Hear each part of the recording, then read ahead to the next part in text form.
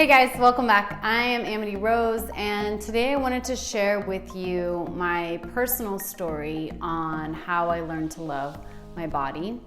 A quick note, it is a long and challenging process. This isn't a quick fix. There is no quick fix, really. That's kind of a lie. It took a while for us to get here, and it's going to take a while for us to learn how to love ourselves. So my whole channel is devoted to empowering women to love themselves and their bodies, and I wanted to share just kind of more of a personal story on what I was up against in order to kind of move through and come into a place of self-love. So I'm going to share with you today what that was like. The first kind of like number one is I had a desire. I was so miserable. I even asked somebody at one point, how do you stop hating yourself? Like, that was a legit question that I had. I didn't even know how to not hate who I was. Like, that's how so ingrained it was. And I had to ask somebody who appeared like they did it, and it was a man, who appeared like they didn't hate themselves, and ask them, like, how are you doing that? It was so far removed from my reality that I didn't even know. I didn't even have ideas about how I could be somebody that I love. That's where I was at that point. And that was probably like a decade ago, really.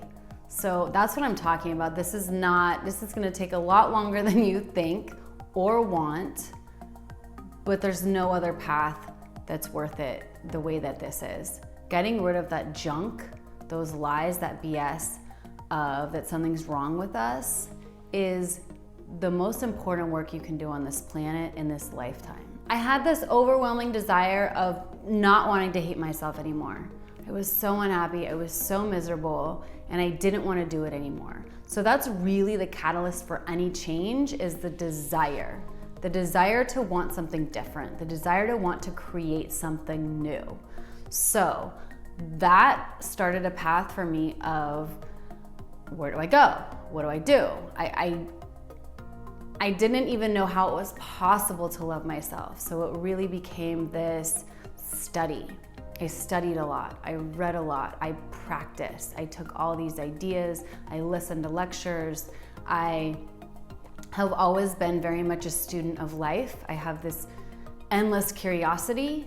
And so it was right up my alley to just delve into just kind of studying self-help. But the thing is, I was still looking for what was wrong with me. I was still trying to fix these parts that I had deemed wrong and bad. And that, to a certain point, is good, because it led me to all the way where I am now. And I was able to realize that nothing has ever been wrong.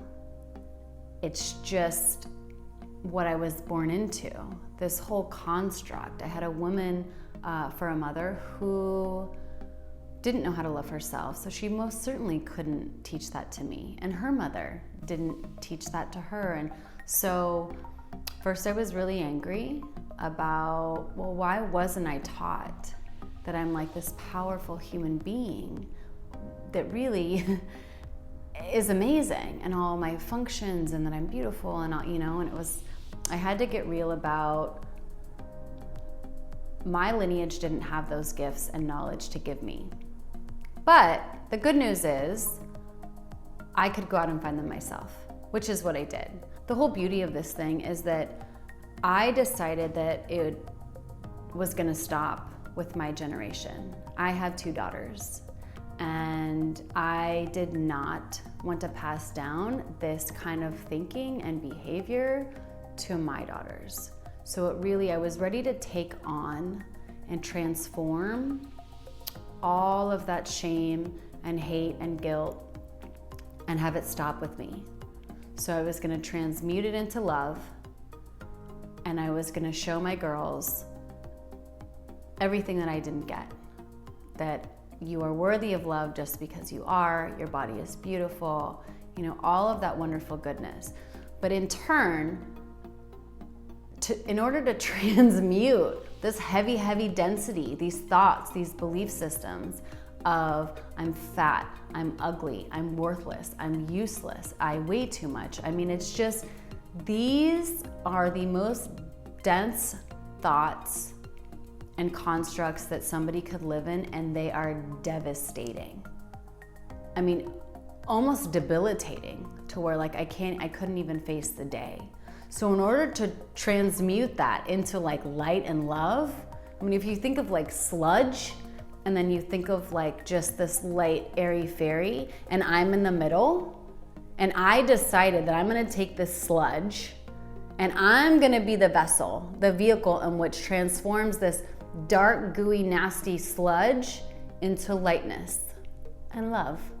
So that whole process is the one I'm speaking to today, that's been like the past decade, has been long and challenging. But on the flip side, more amazing than I could actually like express into words through this video.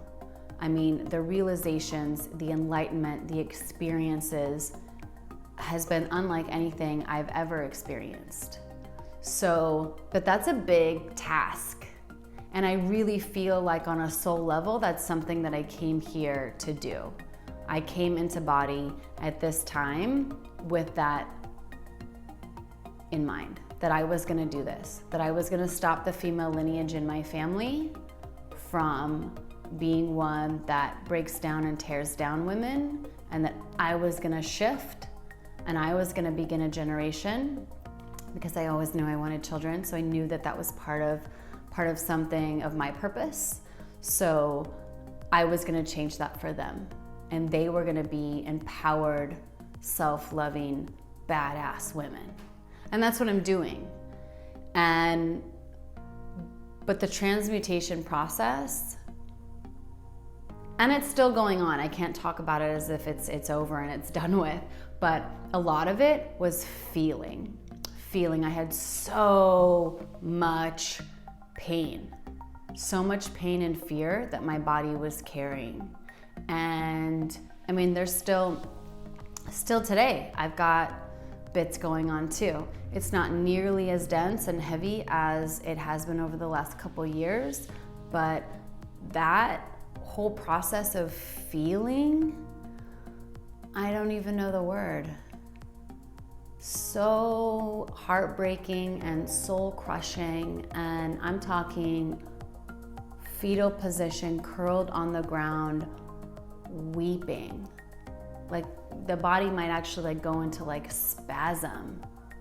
This pain is so deep, and I've had countless occasions where that's what I was doing. That's literally the transmutation process, the alchemy process of turning this shame and this guilt, these really low vibes, into something, very high vibe frequency, was this alchemy that took place within my body. And it was very, very intense. So we get body shamed like a couple times, right? And I don't know how many times for you guys, but like here and there, maybe parents or friends or boyfriend or what have you. And then what happens is we take that and we use it to beat ourselves up every day for the rest of our lives. So the actual incident is a handful of times, let's say.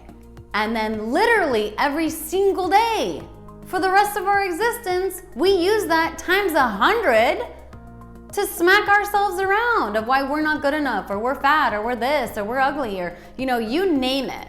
We are struggling with these really, really nasty, ugly thoughts that somebody somewhere said to us. But we picked up the bat and we're like, we'll keep beating ourselves over the head with this.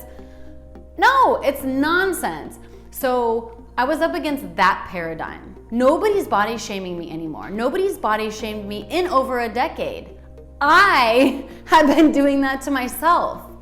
And that's another part of the beauty, is that because I'm the one doing it, I'm the one that can stop it. And it might be a little bit different situation if you're still, in a place where that's happening to you. But for me, it was, I can put down the bat. I can stop saying all these hateful things to myself and feeling this awful, just despair. I felt utterly and totally worthless because I've got like cellulite or my butt is big. And I'm not even like that heavy, okay? I'm talking like an extra like 10 or 15 pounds. But it was like my life is over. Like that's how deeply ingrained and worthless I felt because I didn't have a thin, svelte, sexy body. This stuff, this patterning runs so deep. So kind of the first things that I had to do was watch my thoughts. What was I thinking about my body and how often? Once I started watching what I was thinking, I realized this shit goes on all day. Like I get out of bed and I've already got, oh, you look fat. I mean, something along those lines at the beginning of the day. And then go through the day. So anytime you get dressed, anytime you look in a mirror, anytime you go to the bathroom, anytime you sit down, you may have something that squishes over. I mean, it's just constant, right? So once I started watching what was happening in my head, I had a little bit more control. And then after the watching my thoughts, I allowed myself to really feel the feelings. So what would happen when I would have this thought of like, God, you are fat. You are so worthless. And I mean, this kind of stuff would bring me to tears. But I gave myself permission to feel whatever came up. So often I was crying. Really that gut-wrenching tears. But after, as always, we feel better because it's a release. It's a release of some kind of dense energy somewhere. But man, this stuff kept coming. I would feel a little better, bam. Feel a little better, bam. Like it was a lot, really a lot. But along the way, these beautiful realizations were happening. So I started to see that it was my mother's conditioning and her mother's conditioning and my father's conditioning and the lineage I started to see that like they were also conditioned and they were just passing that on to me. I don't believe that they deliberately were like, I really want to raise my daughter to be really ashamed of who she is and to hate her body. I don't believe that they had that intention. So I realized that that's what was happening for them. And that I had a choice, and I took ownership of that choice. So after I allowed myself to really feel what was coming up, even though it was so intense and devastating, and the beautiful part is I had, from all my studying, I had these amazing tools. Somebody had given me permission to feel these feelings and to do what I needed. I've cut up clothes, I've screamed, I've hit with bats, I mean, just you name it. And these different books and publications and lectures and all that would give me these permission and these tools to try these things the same way that I am sharing the information on my channel is also to give that gift to other women. I've learned so much along the way, things that worked or didn't work or did really work, but I didn't realize it or what have you. So my channel is like this outpouring of love, of tools and information and wisdom and things that I've picked up along the way that I share with the deep hope that they reach women across the world to empower yourself to just fall in love with who you are. And it's been a really long and challenging journey. Thankfully, I have the most supportive husband in the entire world who has never once, not once in our 16 years together, ever made me feel like something is wrong with my body. I have done that all by myself. So that's what I was speaking to of we picked up that bat. We're like, oh, we'll pass the torch. We'll continue to beat ourselves down. So it's up to you. It's up to you to say, I'm not gonna do this anymore. It's bullshit. It happened. You have to accept that, forgive, process, integrate, and then let it go. And really step into the beauty and the perfection of who we are. Nothing has ever been wrong with me, whether I'm 10 pounds overweight or not. In addition to really feeling these deep gut-wrenching feelings, I started spending time with my body I started touching it. I started talking to it. And I would hold the parts of myself that I hated. So I've always had like a butt thigh, like that's where I gain weight. So I would hold my thighs or my butt. And I actually, for a while, couldn't even do that without weeping. It literally would bring me to tears just putting my hand on these parts of myself. It was wild. Now I can fully touch anywhere and I love it and I talk to it. But in the beginning, it was just talking. Whatever just honestly needed to come out from me. Now it's a love story. It's thank you, I love you, you're beautiful, it's all that. But in the beginning, it was kind of like, I hate you, why you're doing this to me. You know, the really victim stuff. But that needed to come up. I needed to express that in order to get to the other stuff. So I was talking to myself. I was spending time with my body. I also started looking for other women who really looked good in clothes, who had the sexiness about them that were bigger. I needed to see, because it was never modeled to me, I needed to see women that were carrying more weight, that were above your like average, whatever that is, who were embodying confidence and sexiness and wearing clothes that looked nice. I always had this idea of like, well, this is how you need to dress when you're overweight, and then when you're thinner, because I was always after thinner. I've always been trying to get there. So I saw these women who were dressing their beautiful bodies in these beautiful clothes. And so that opened up space in my mind to be like, oh, okay, so I don't have to wait. I don't have to wait to dress my body nice. I can wear these things that I want to wear, or I can wear something else that I didn't even think was an option for me. So finding women, and just even photos, and seeing women in leadership positions that are just have different body shapes or different body types, or are carrying just a little bit more weight than I am, or even like larger bodies. Like I just needed to see women embodying what I wanted. That was so important, and I really recommend that. Because it's important for us to see. Because when we see other people doing things that we want to accomplish or become, it creates the idea of possibility. So the idea is, she's doing it, there's a possibility that I can figure out how to do it too.